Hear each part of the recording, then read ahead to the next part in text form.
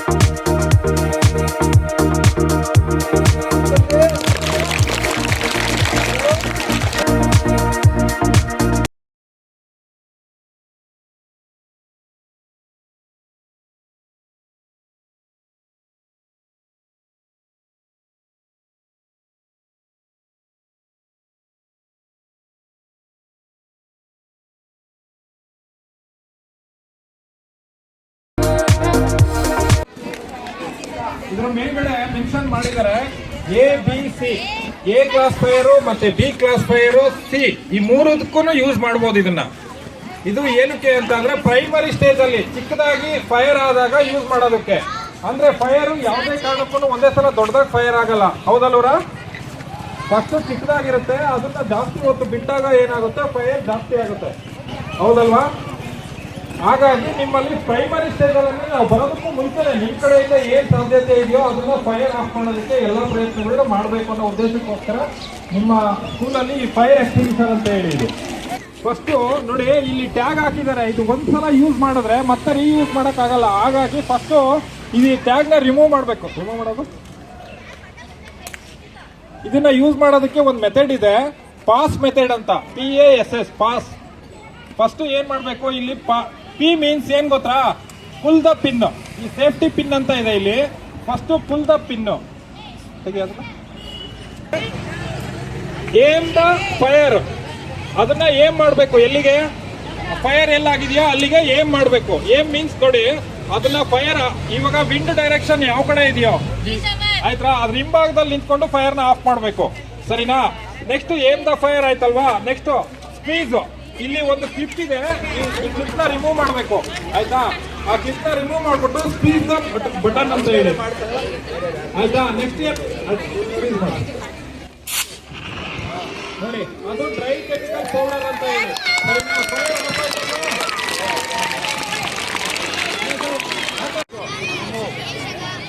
Remove the safety pin ಏನ್ ಮಾಡ್ಬೇಕು, ಏನ್ ಮಾಡ್ಬಿಟ್ಟು ಸ್ಕ್ವೀಸ್ ಮಾಡ್ಬೇಕು ಅದನ್ನ, ಗೊತ್ತಾಯ್ತಾ? ಪ್ರೆಸ್ ಮಾಡು. ಓಕೆ, ಎಲ್ಲ ಕ್ಲಾಪ್ ಮಾಡಿ.